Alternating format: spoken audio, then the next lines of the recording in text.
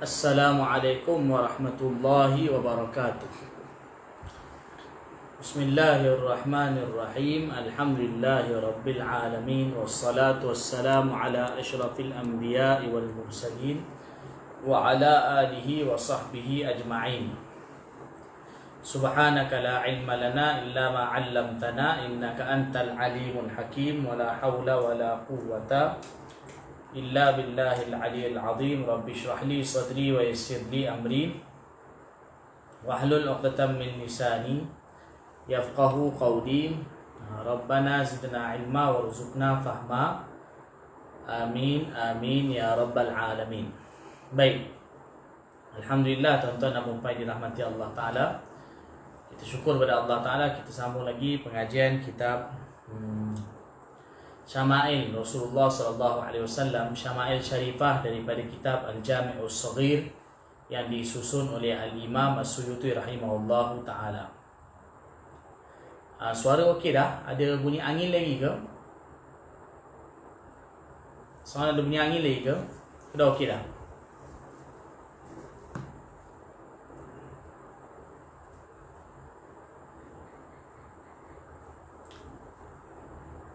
Baik. Kita okey. Tadi ada kipas, saya plan sikit kipas. Okay, baik. Kita sambung hadis yang ke sebelum ni. Kita dah baca sampai hadis 24. Sebelum ni kita dah baca sehingga ke hadis 24.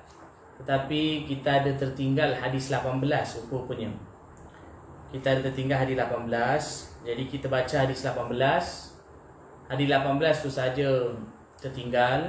Kita baca hadis 18 tu, kemudian kita sambung semula ke hadis 25. Maknanya sebelum ni tertinggal hadis 18, kemudian saya terus baca sampai hadis 24. Yang tertinggal tu 18. Jadi saya baca hadis 18, lepas tu saya akan sambung seterusnya hadis ke 25. Okey, hadis yang ke-18. Qala al-muallifu rahimahullahu ta'ala wa bi sanadin muttasil ilaih ila an qala kana sallallahu alaihi wasallam syabahad dira'ain ba'ida ma bainal mankibain ahdaba ashfaril ainain. Rawahu al-Baihaqi an Abi Hurairah radhiyallahu anhu. Baik, daripada bahawasanya terjemahan hadis 18 ni, Nabi SAW seorang yang panjang kedua lengannya, lengan bahagian bawah, lengan inilah, maknanya baginda SAW mempunyai lengan yang panjang. Dada baginda SAW bidang dan bulu mata baginda SAW lebat. Saya ulang semula terjemahan dia, hadis ke-18 ni, iaitu kana sallallahu alaihi wasallam syabahad dira'ain. Rasulullah SAW mempunyai lengan tangan yang panjang. Kemudian ba'id ma bainal mankibain, dada baginda SAW bidang. Ahdaba ashfaril ainain, kedua-dua mata baginda SAW berbulu lebat. Hadis ini diriwayatkan oleh Imam Baihaqi daripada Sayyidina Abu Hurairah radhiyallahu anhu. Maksudnya lengan panjang ni daripada sini.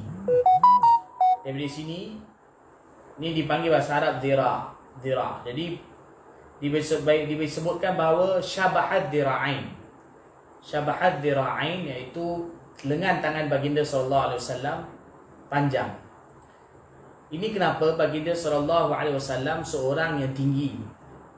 Baginda tinggi, walaupun disebutkan baginda tidak terlalu melampau tinggi, tetapi apa keadaan pun, maknanya baginda SAW seorang yang bertubuh tinggi.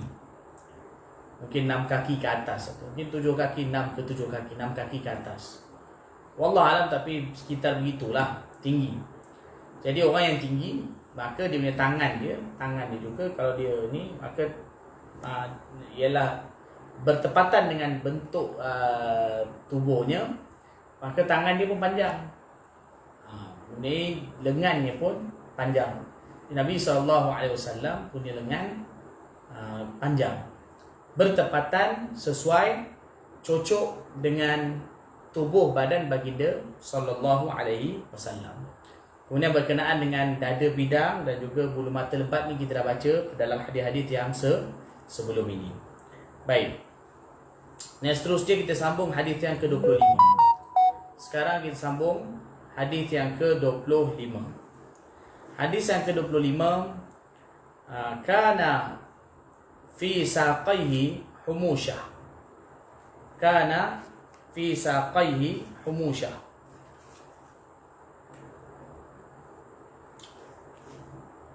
Kana fi saqaihi humusyah. Rawahu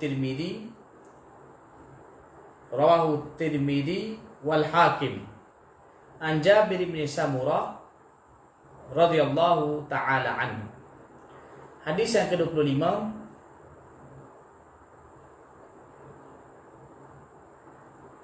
hadis yang ke-25, betis baginda sallallahu alaihi wasallam kana fi saqaihi humusyah, iaitu betis baginda sallallahu alaihi wasallam agak kita kata macam tidak berisi. Macam mana nak terjemah? Kalau kita terjemahkan fi saqaihi humusyah, kedua betis baginda sallallahu alaihi wasallam tidak berisi. Maknanya betis baginda sallallahu alaihi wasallam bukan macam orang gemuk. Hadis ini diriwayatkan oleh Imam Tirmidzi dan juga Imam Hakim, diriwayatkan daripada Sayyidina Jabir bin Samurah radhiyallahu taala anhu. Jadi kana adalah pada kedua betis baginda humusyah. Humusyah ni kalau kita kata macam kurus lah. Jadi saya terjemahkan dengan kedua betis baginda sallallahu alaihi wasallam tidak berisi. Maknanya betis baginda bukan seperti orang yang berbadan gemuk. Kalau kita tahu orang yang badan gemuk, dia punya betis dia pun berisi kerana penuh dengan lemak, dengan daging. Tapi betis baginda sallallahu alaihi wasallam ialah tidak penuh dengan daging. Tapi betis baginda sallallahu alaihi wasallam ialah tidak juga terlalu kurus. Macam orang kata badan keding. Ada orang yang badan keding, kadang kita tengok dia punya betis pun kita kata macam betis macam lidi. Betis baginda bukan kecil macam lidi, tetapi tidak gemuk macam orang yang badannya maknanya tidak penuh dengan daging, macam orang yang berbadan gemuk atau orang yang badannya berisi. Jadi betis baginda sallallahu alaihi wasallam ialah seperti betis orang yang susuk badannya seperti pahlawan. Jadi ini menunjukkan kepada pertengahan. Betis baginda sallallahu alaihi wasallam ialah pertengahan. Maknanya kurus melidi pun tidak, macam badan orang yang kurus keding, dan penuh dengan isi pun tidak, tetapi kedua betis baginda sallallahu alaihi wasallam ialah sederhana. Maknanya gemuk pun tidak. Baik. Hadis seterusnya, hadis yang ke-26. Kana fi kalamihi sallallahu alaihi wasallam tartilun au tarsilun. Kana fi kalamihi sallallahu alaihi wasallam tartilun au tarsilun.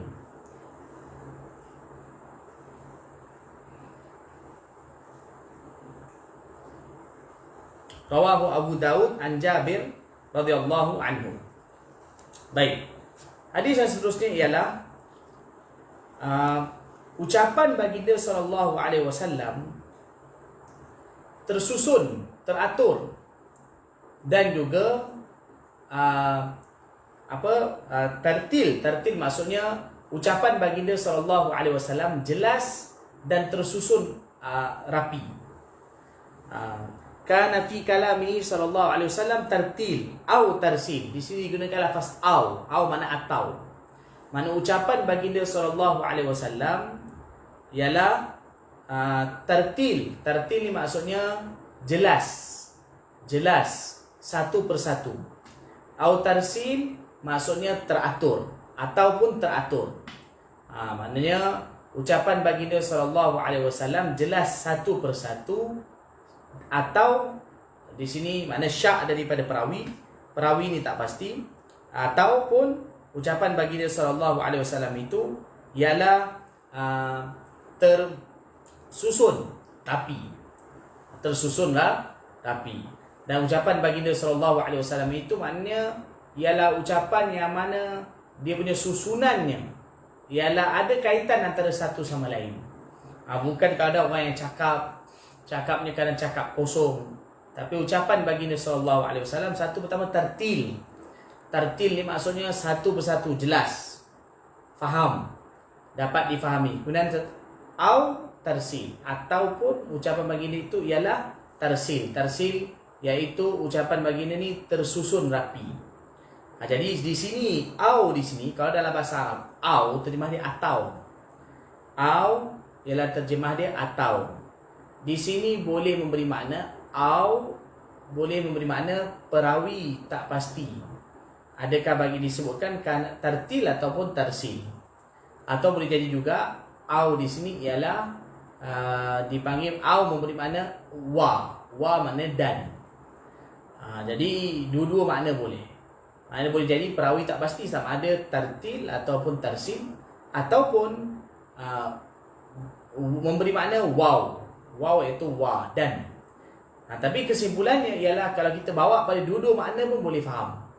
Iaitu ucapan baginda sallallahu alaihi wasallam jelas satu persatu atau tersusun rapi. Hadis ini diriwayatkan oleh Imam Abu Daud daripada Sayyidina Jabir radhiyallahu anhu, Jabir bin Abdullah radhiyallahu taala anhu. Baik. Ini ialah Allah Taala buat untuk Nabi sallallahu alaihi wasallam. Satu ucapan baginda sallallahu alaihi wasallam ialah memberi makna yang begitu luas dalam maknanya, dan maknanya lautan. Dan baginda sallallahu alaihi wasallam bila berbicara, baginda berbicara dengan jelas. Jelas. Ucapan baginda sallallahu alaihi wasallam satu persatu. Dan juga baginda berbicara dengan tersusun.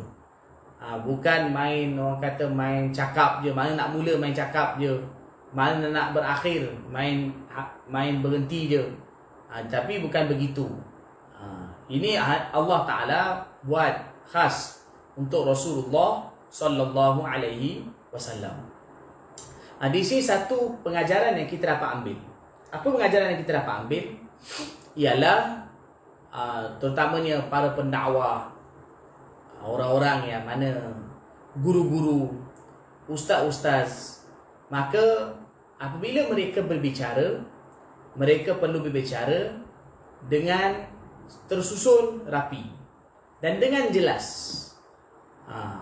Dan juga ialah kalau kita lihat baginda sallallahu alaihi wasallam berbicara, baginda menggunakan bahasa yang fasih.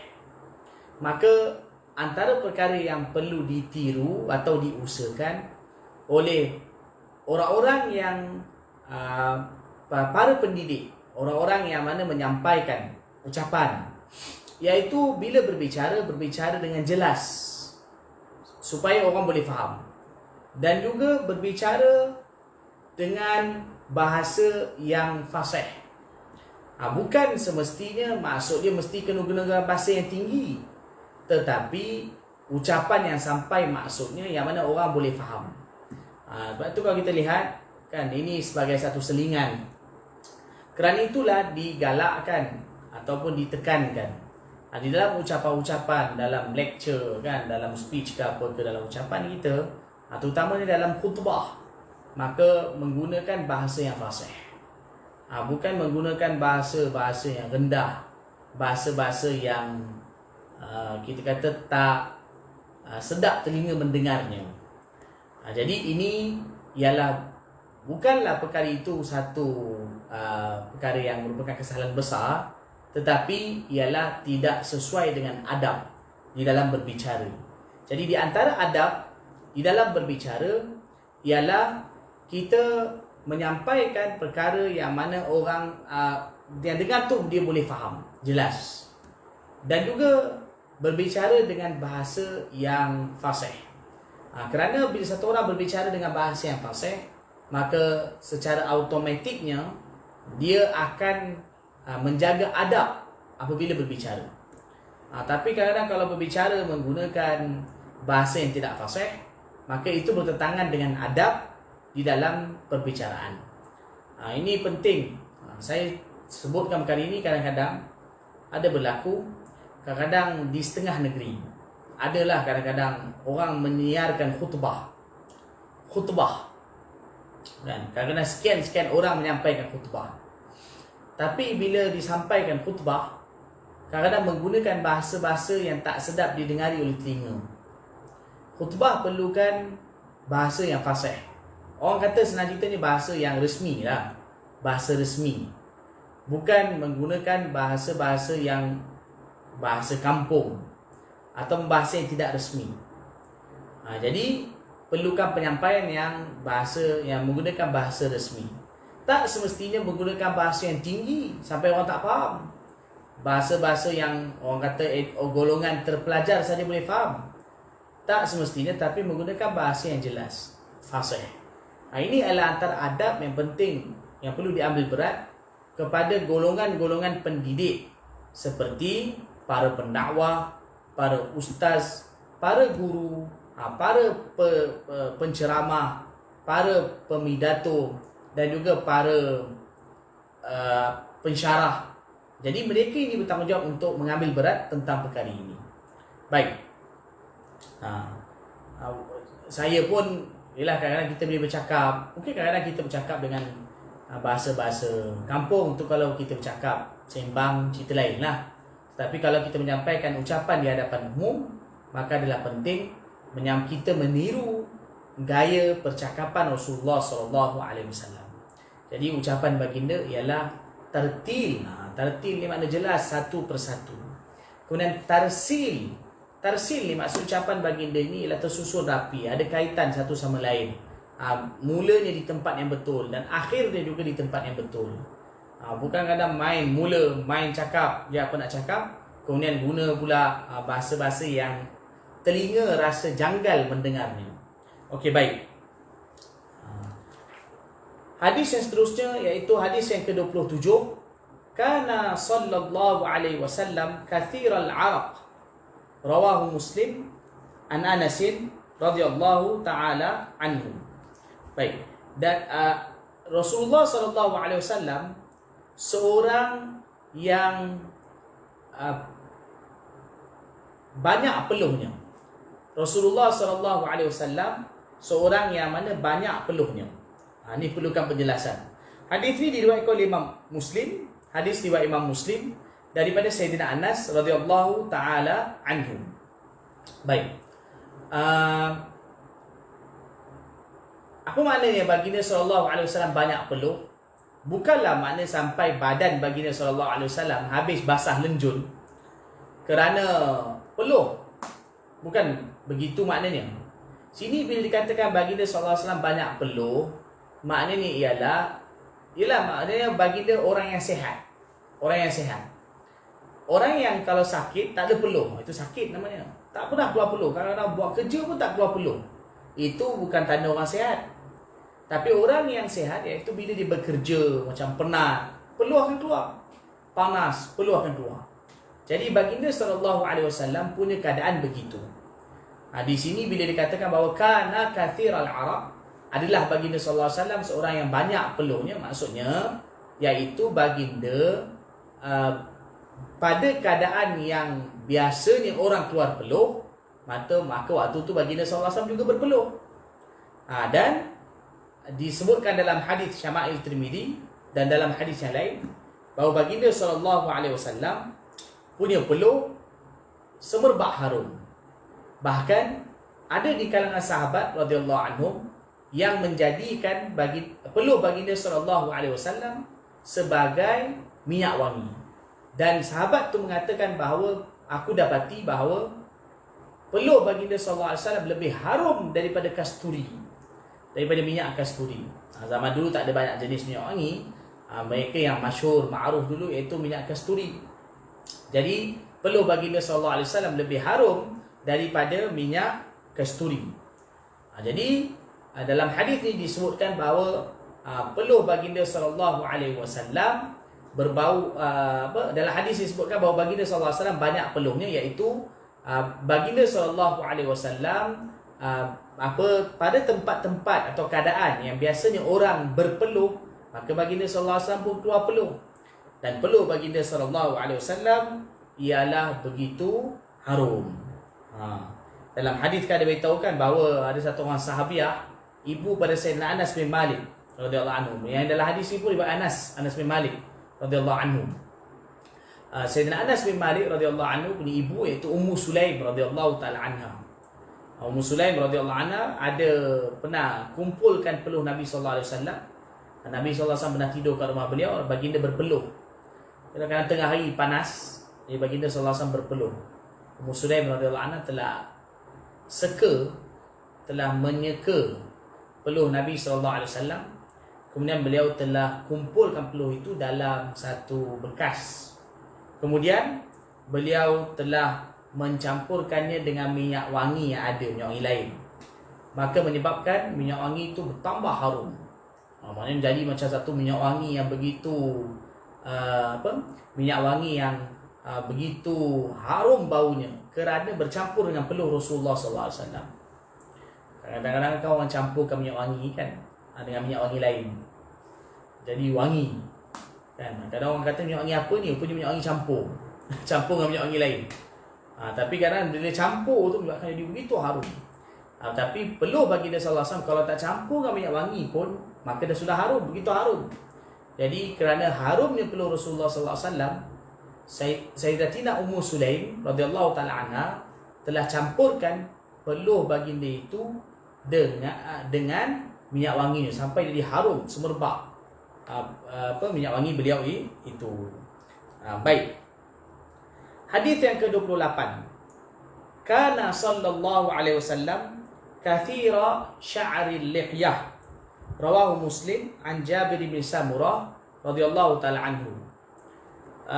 Pertanyaan, ustaz, nama lain ibu Sayyidina Anas radhiyallahu anhu namanya Sayyidatina Rumaysah binti Milhan. Dia bukan ghin, ra, Rumaysah. Ra mim ya sad alif hamzah, Rumaysah. Tapi nama beliau ni sebenarnya ada ikhtilaf di kalangan para ulama hadis. Cuma yang ma'rufnya banyak ulama hadis mengatakan namanya Rumaysah. Rumaysah binti Milhan.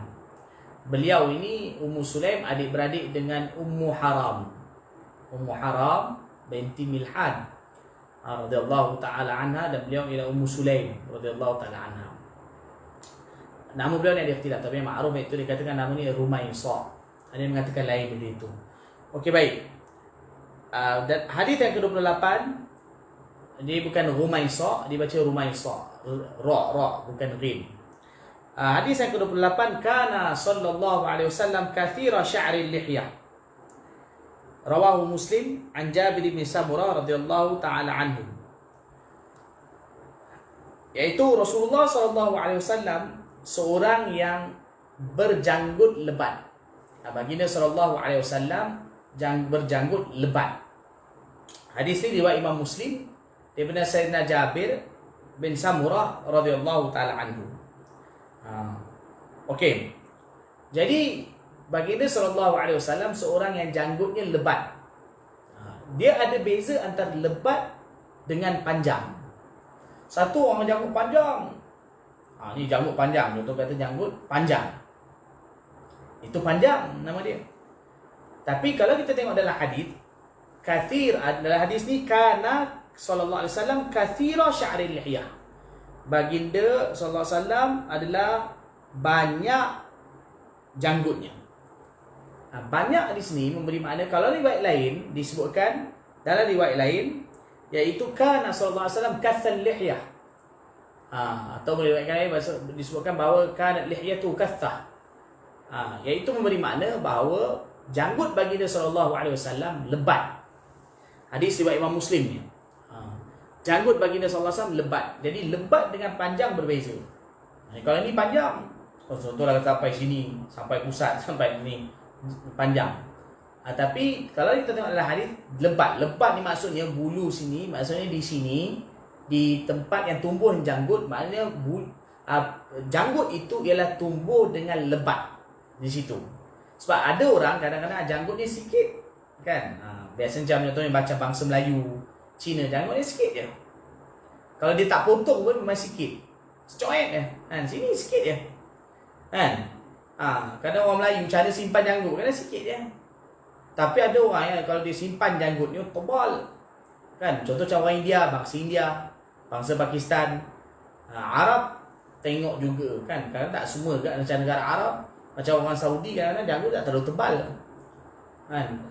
Maksudnya tidak terlalu janggut tidak terlalu tebal. Jadi baginda sallallahu alaihi wasallam seorang yang janggutnya lebat, tetapi bukan memberi makna bahawa janggutnya panjang. Jadi ada yang katakan janggut 3 helai lah. Kadang-kadang macam contohnya bahasa bangsa Cina, dia tak potong janggut pun macam tak berjanggut, sikit je, kan? Sebab itu zaman dulu masa saya belajar dekat Pakistan, kadang-kadang ada pelajar kadang-kadang umur macam saya juga. Umur mereka lebih kurang umur 20. Masa zaman tu saya belajar 20-an, umur saya 20 lebih, kan? Kawan-kawan kita yang umur 20, kadang kita tengok ni macam dah bapak budak dah. Rupanya umur macam kita juga. Sebab kenapa? Janggut tebal, kan? Janggut tebal. Tapi ada kawan-kawan daripada Indonesia, Malaysia yang belajar sekali, mereka janggut sikit je. Jadi kadang-kadang budak-budak Pakistan ni, dia tengok budak-budak Malaysia Indonesia ni, diingatkan kau baru umur 11, 12, 13 ke? Kadang-kadang siap mereka kata bahawa ni budak ni baru umur 14, 15 ke? Kan sebab apa? Sebab janggut sikit. Diingatkan umurnya 14, 15. Padahal siap rupa-rupanya budak tu, pelajar tu, yang Malaysia Indonesia ni, rupanya lagi tua daripada dia. Dia rupanya baru umur 20. Yang pelajar Indonesia ni kadang dah umur 25, 26. Ada yang dekat 30 pun ada. Tapi janggut sikit, jadi nampak muda. Jadi kelebihan orang Malaysia ni, nampak muda. Jadi kalau nak nampak muda, pergi India, Pakistan. Orang yang Malaysia, kalau nak nampak muda, pergi India, Pakistan. Nampak muda. Sebab apa? Bila pergi sana, orang ingatkan baru umur 20. Atau saya silap, orang ingat baru belasan. Janggut 3 helai kalau pergi sana, mungkin orang ingat baru belasan. Padahal dah 30 lebih dah, kan? Kadang-kadang budak sana, kadang-kadang umur 20, janggut dah lebat, kan? Jadi lagi-lagi pula macam madrasah di India, Pakistan, memang tak dibenarkan pelajar cukur janggut, kan? Jadi baginda SAW janggutnya lebat, lebat. Tapi bukan, maknanya janggut baginda SAW bukan terlalu panjang, lebat, kan? Ada dalam hadis disebutkan bahawa Nabi SAW punya janggut segenggam. Kalau segenggam macam inilah segenggam, lebih segenggam. Janggut baginda SAW segenggam dalam hadis, kan? Jadi ini menunjukkan bahawa baginda SAW bukan janggut terlalu panjang. Di sini saya nak tekankan bahawa ada beza di antara panjang dan lebat. Jadi sebab bahkan kerana itu setengah ulama mengatakan bahawa janggut ini ialah tidak terlalu panjang. Tak terlalu panjang. Tak terlalu panjang maksudnya bukan ke sini sampai ke pusat janggutnya panjang, kan? Bukan. Bahkan sederhana, kan? Kalau kita tengok Nabi SAW punya segenggam. Dan ada kadang lebih segenggam tapi bukan terlalu panjang. Jadi kerana itu Sayyidina Abdullah bin Umar radhiyallahu anhu, bila beliau tengok Nabi SAW simpan janggut segenggam, beliau pun simpan janggut segenggam. Beliau simpan, kan? Jadi saya masa belajar di Pakistan ada ustaz-ustaz besar-besar lah, macam Maulana Ihsan, janggutnya lebat dan panjang sedikit, lebih segenggam lah. Tapi ada satu orang lagi ustaz yang baru meninggal baru ni, ustaz saya juga, Maulana Abdul Rahman, mengajar Sahih Muslim, mengajar lagi Nasa'i semua, ulama hadis dah, masya-Allah 10 tahun mengajar hadis. Beliau pula simpan janggut segenggam. Jadi pada perkara itu adanya sa'ah. Maksudnya adanya kelonggaran dalam perkara tersebut. Tapi bukan sampai terlalu panjang. Kan? Sampai terlalu panjang. Baik. Jadi Nabi SAW berjanggut lebat. Berjanggut lebat. Dan antara perkara yang diambil berat oleh Rasulullah SAW, baginda sentiasa, makna selalu menyisir janggut baginda SAW. Sisir. Mana baginda sikat. Baginda SAW juga ada letak minyak. Maknanya janggut baginda SAW lebat dan dijaga dengan rapi. Dijaga dengan kemas. Jadi ini perlu diambil berat oleh mereka-mereka yang mana menyimpan janggut. Kan? Sebab kalau kita tengok Nabi SAW menjaga janggut baginda. Bukan saja baginda jaga janggut baginda SAW, baginda juga menjaga rambut baginda. Rambut baginda SAW agak tebal. Tapi bila baginda SAW rambut tebal, baginda sentiasa sikat rambut baginda. Bahkan rambut baginda dijaga dengan rapi dan juga diletakkan minyak. Maksudnya nak bagi tahu baginda SAW seorang yang menjaga penampilannya pada secara umum keadaan baginda. Jadi apabila kalau kita nak ikut Nabi SAW, maka kita ikutlah juga bagaimana baginda SAW menjaga janggut baginda dan rambut baginda sallallahu alaihi wasallam. Allahu akbar. Karena tapi indahnya wajah Rasulullah SAW. Semoga Allah kurniakan kita dapat melihat baginda SAW dunia dan juga akhirat. Amin. Baik. Hadis tadi riwayat Muslim dari Sayyidina Jabir bin Samurah radhiyallahu taala anhu. Baik. Hadis terusnya, hadis yang ke-29.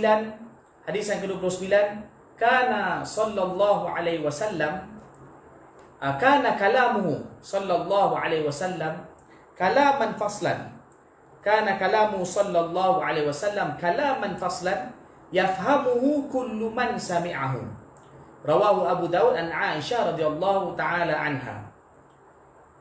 Seterusnya itu ucapan baginda sallallahu alaihi wasallam ialah ucapan yang jelas.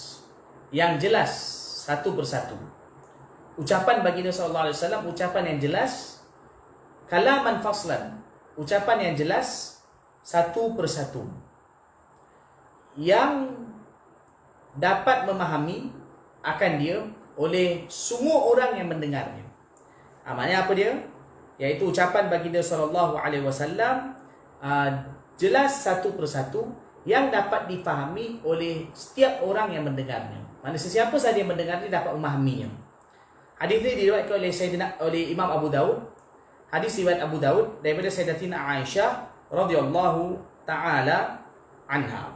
Hadis ini juga kalau kita tengok dalam riwayat lain ada dalam Tirmizi pun ada, tapi dalam sini iaitu riwayat Abu Daud. Baik. Jadi ini tadi pun dah dijelaskan panjang lebar. Tapi semua di sini ada juga syarah. Maksudnya penerangan yang lain. Satu terjemahan tadi kita terjemah dengan ucapan baginda sallallahu alaihi wasallam, ucapan yang jelas satu persatu, dapat difahami oleh sesiapa yang mendengar. Sesiapa yang mendengarnya. Tapi ada juga kalau kita tengok kalaman faslan, kat situ kalaman faslan, ada juga ulama hadis yang mereka mensyarahkan faslan tu memberi makna ucapan baginda memisahkan antara hak dan batil. Jadi di sini boleh terjemah dua.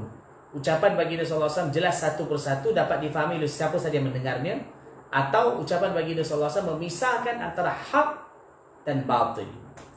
Maknanya ucapan baginda memberi penjelasan yang begitu jelas mana satu benar, mana satu salah. Sehingga siapa yang mendengarnya dapat memahami apa yang disampaikan oleh Rasulullah sallallahu alaihi wasallam. Jadi perkara ini telah dijelaskan saya dah jelaskan tadi. Maka penjelasan tadi memadai. Hadis riwayat Abu Daud dari Sayyidina Aisyah radhiyallahu anha. Hadis yang ke-30. Hadis yang ke-30, kana wajhuhu sallallahu alaihi wasallam mithla syamsi wal qamari wa kana mustadiran. Rawahu Muslim an Jabir bin Samurah radhiyallahu taala anhu. Rawahu Muslim an Jabir bin Samurah radhiyallahu taala anhu.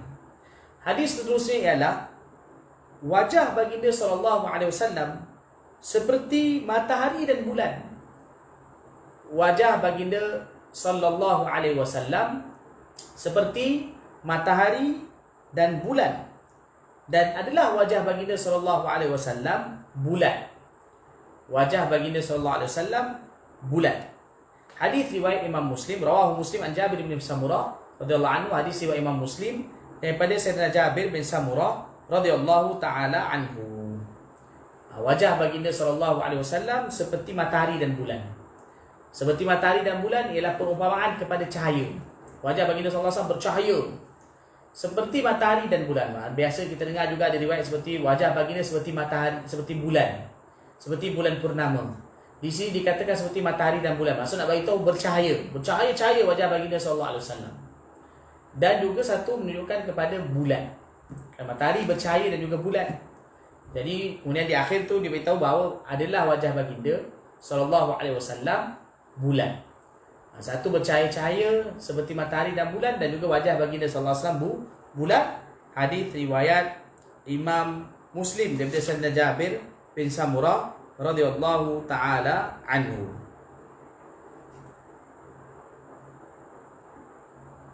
Baik. Hadis yang ke-31. Hadis yang ke-31, kana abghadul khuluqi ilaihi sallallahu alaihi wasallam al-kadhib. Ini rawahul Baihaqi. Rawahul Baihaqi fi Syu'abil Iman. Rawahul Baihaqi fi Syu'abil Iman an Aisyah radhiyallahu taala anha. An Aisyah radhiyallahu taala anha.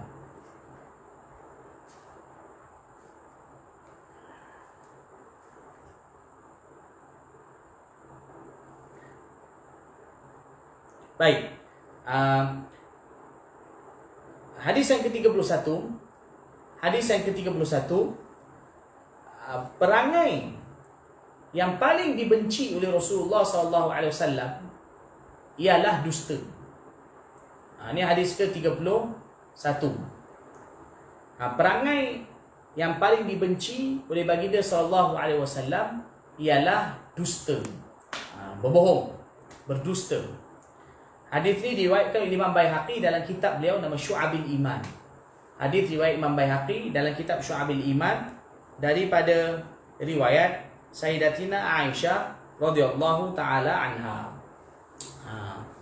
Tadi kan dia beritahu bahawa baginda sallallahu alaihi wasallam cakapnya jelas, memisahkan antara hak dan batil. Dan kemudian riwayat ni pula beritahu bahawa antara sifat ataupun perangai yang paling dibenci oleh baginda sallallahu alaihi wasallam ialah berkata dusta, tipu. Apa dia tipu? Tipu ni ialah satu orang menyampaikan satu perkara bertentangan dengan yang realitinya. Itu dia dusta. Berkhilaf dengan waqi'. Apa yang realiti ni maka disampaikan yang lain. Itu nama dia dusta. Jadi baginda sallallahu alaihi wasallam sangat benci berkata bohong.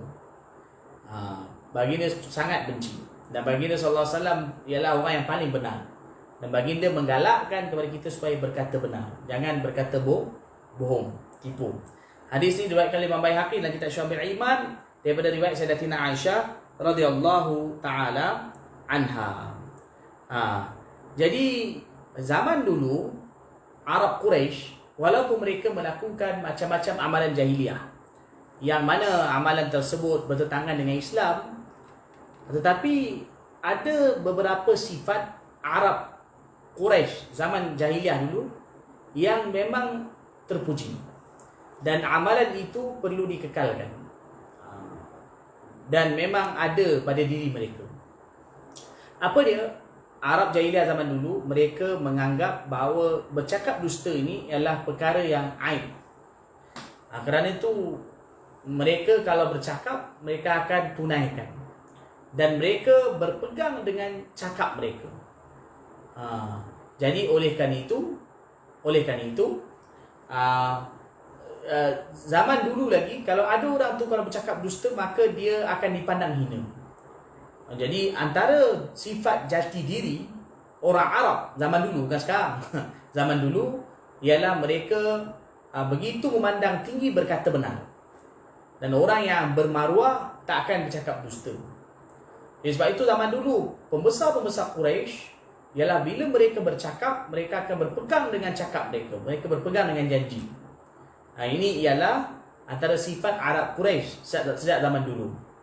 Sebab itulah dulu pernah bila kan Abu Sufyan kan, sebelum masuk Islam, tapi waktu tu dah dekat nak masuk Islam dah, bila berjumpa dengan berjumpa dengan Kaisar Romawi, Rom. Bila dipanggil menghadap dan Kaisar Rom bertanyakan beberapa soalan kepada Abu Sufyan. Jadi waktu tu Abu Sufyan tidak berani untuk berkata bohong di hadapan Raja Kaisar, Raja Herakal. Herakal Hercules lah, Raja Hercules. Herakal, Arabnya Herakal. Waktu tu dia baru menang peperangan dengan Parsi, kemudian lepas tu dia pergi ke Palestin. Waktu tu kebetulan kafilah Arab Quraisy berada di Palestin. Ini sekitar tahun 7 Hijrah. Selepas daripada baginda hantar surat kepada Raja Hercules, Herakal. Jadi bila surat tu sampai, Raja Hercules pun telah tanya, ada tak orang Arab yang berada berdekatan? Maka waktu tu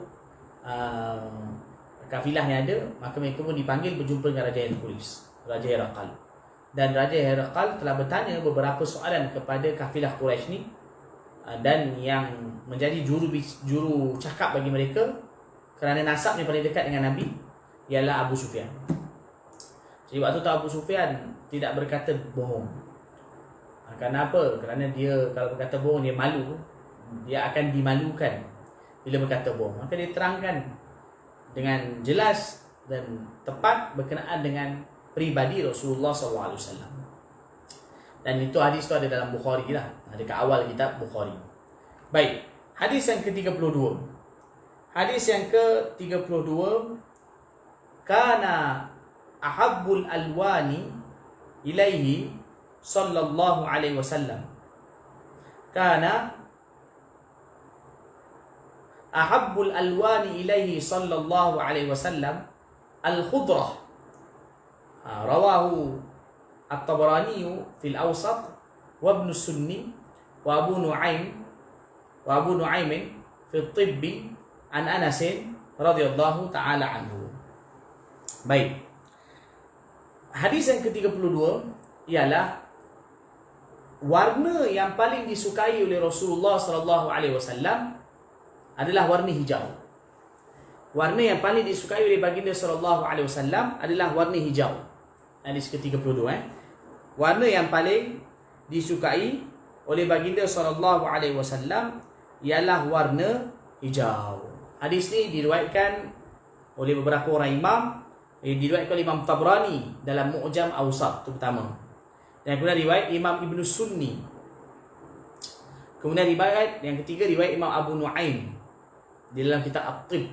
Kitab At-Tib daripada riwayat Sayyidina Anas radhiyallahu anhu. Mana sahabat yang meriwayatkan ini Sayyidina Anas radhiyallahu anhu. Dan diriwayatkan oleh Imam Tabrani dalam Mu'jam Awsat, Ibn Sunni dan juga Imam Abu Nu'aim dalam At-Tib. Kesemua mereka meriwayatkan daripada Sayyidina Anas bin Malik radhiyallahu taala anhu. Warna yang paling disukai oleh baginda sallallahu alaihi wasallam ialah warna hijau. Ini kenapa? Dalam syarah hadis disebutkan bahawa kerana ia adalah warna pakaian dalam syurga. Baju dalam syurga ialah berwarna apa? Hijau. Jadi bahkan ada para ulama yang menyebutkan bahawa memandang kepada warna hijau ialah akan menguatkan pandangan. Memandang kepada warna hijau dan juga air yang mengalir. Memandang kepada warna hijau dan juga air yang mengalir menguatkan pandangan. Jadi dalam ayat Al-Quran pun kan, aliyahum thiyabus sundusin khudrun wa istabraq. Kan, pakaian dalam syurga pakaian sutra warna hijau. Aliyahum thiyabus sundusin khudrun wa istabraq wa hullu asawira min fiddatin wa saqahum rabbuhum syaraban tahura dalam surah Al-Insan. Jadi pakaian ahli syurga ialah berwarna hijau dan syurga juga berwarna kehijau-hijauan. Kan, mudahammatan fa bi ayyi ala'i rabbikuma tukad wa min dunihima jannatan. Dan dia beritahu ayatnya seterusnya itu mudahammatan. Syurga berwarna kehijau-hijauan. Jadi baginda sallallahu alaihi wasallam juga suka antara warna yang disukai oleh Rasulullah sallallahu alaihi wasallam iaitu warna hijau. warna hijau. Di sini tapi cuma menurut ulama hadis macam Hafiz Iraqi berkata hadis ni dari segi sanad dia dhaif, tetapi dia mempunyai sokongan lah. Hadis ni ada sokongan yang lain. Antara sokongan iaitu riwayat Qatadah rahimahullah, iaitu beliau menceritakan dari Sayyidina Anas radhiyallahu anhu. Beliau kata bahawa sekali kami keluar bersama Sayyidina Anas radhiyallahu anhu, kharajna ma'a Anas radhiyallahu anhu ila al-ard. Kami pergi ke satu tempat bersama dengan Sayyidina Anas radhiyallahu anhu. Qatadah ni anak murid Sayyidina Anas. Jadi Anas radhiyallahu anhu sahabat lah kan.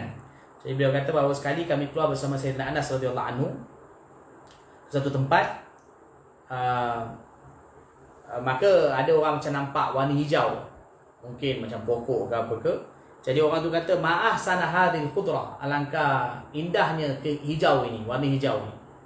Maka Sayyidina Anas radhiyallahu anhu pun berkata, kunna natahaddatsu anna ahabbal alwan ila Mustafa sallallahu alaihi wasallam al-khudrah, bahawa kami sering menceritakan bahawa warna yang paling disukai Rasulullah sallallahu alaihi wasallam ialah warna hijau. Maknanya bila orang tu kata oh cantiklah warna hijau ni, mungkin pokok-pokok ke atau mungkin dekat gunung ganak ke yang tumbuh adanya warna hijau, maka bila dengar tu Sayyidina Anas radhiyallahu anhu berkata bahawa memang kami sering sampaikan, ceritakan bahawa warna yang paling disukai Rasulullah sallallahu alaihi wasallam ialah warna hijau. Tapi tak menafikan warna lain. Ada juga baginda sallallahu alaihi wasallam menggalakkan pakai baju putih. Jadi antara warna, dan juga baginda pernah pakai baju warna merah. Baginda juga pernah pakai serban hitam. Tapi maknanya antara warna yang paling digemari oleh Rasulullah sallallahu alaihi wasallam ialah warna hijau. Dan juga pakaian ahli syurga juga ialah berwarna hijau. Okey. Baik. Hadis yang seterusnya. Hadis yang ke-33. Hadis yang ke-33. Kana ahabbu tamri ilaihi sallallahu alaihi wasallam al-ajwa. Rawahu Abu Nu'aim an Ibn Abbas radhiyallahu ta'ala anhuma. Iaitu disebutkan bahawa hadis ke-33, kurma yang paling disukai oleh Rasulullah sallallahu alaihi wasallam ialah kurma ajwah. Kurma ajwah. Kurma yang paling disukai oleh Rasulullah sallallahu alaihi wasallam ialah kurma ajwah. Hadis riwayat Imam Abu Nu'aim daripada Ibnu Abbas radhiyallahu anhuma. Kurma yang paling disukai oleh baginda sallallahu alaihi wasallam ialah kurma ajwah. Tetapi berkenaan dengan kurma ajwah ini pun ada dalam syarah hadis ikhtilaf. Apa yang dimaksudkan dengan kurma ajwah? Adakah kurma itu ialah kurma yang khas, yang ajwah, yang jenis kurma ajwah yang ada di Madinah? Atau ada juga yang mengatakan bahawa ajwah ialah kurma, apa-apa jenis kurma yang tumbuh dalam bumi Madinah. Jadi di sini ada pendapat lah berkenaan dengan kurma ajwah itu apa dia. Jadi ajwah inilah kurma yang terbaik lah, kurma yang terbaik. Dan memang kurma itu mahal. Tapi kurma yang dalam hadis yang disebutkan bahawa baginda sallallahu alaihi wasallam suka kurma ajwah. Dan baginda juga ada galakan kan makan kurma ajwah waktu pagi 7 biji, maka akan memelihara daripada sihir, akan menyelamatkan, akan jaga daripada sihir. 7 kurma ajwah. Tapi dalam mensyarahkan hadis itu, para ulama hadis ada bincangkan ajwah yang dimaksudkan tu kurma apa? Kurma apa? Ada yang mengatakan kurma yang khas, satu jenis kurma yang tumbuh di bumi Madinah, yang tumbuh dalam bumi Madinah. Jadi itu satu pendapat. Tapi ada yang berpendapat bahawa apa-apa saja kurma yang tumbuh dalam bumi Madinah maka boleh dinamakan ajwah. Tapi yang masyhur ma'ruf ni ialah disebutkan iaitu satu jenis kurma lah yang biasanya orang jual, kurma ajwah. Tapi kalau pendapat yang kedua mengatakan kurma umum yang ada dalam bumi Madinah. Adakah kurma ajwah boleh tumbuh tempat lain? Kalau ikut daripada kalau kita pergi Madinah, kawan-kawan yang belajar di Madinah ada sampaikan bahawa kurma ajwah ni boleh tumbuh kat luar Madinah. Kadang-kadang yang jual kat pasar-pasar yang biasa tu kadang-kadang bukan kurma ajwah yang asli pun. Kadang-kadang mereka daripada tumbuh luar Madinah.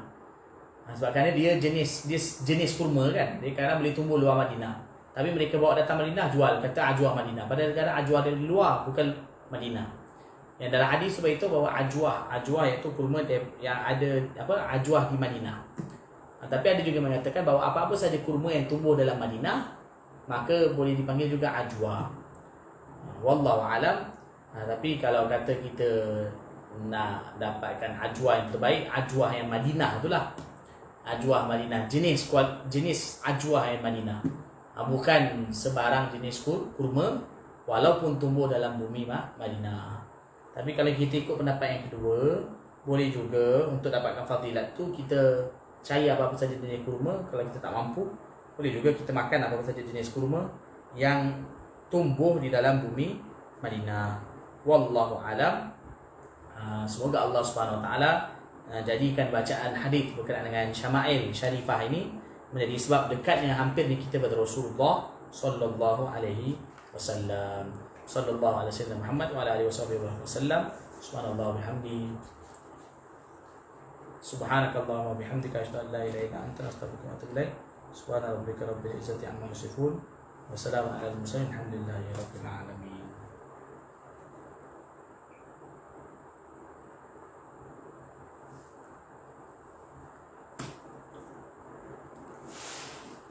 Amin.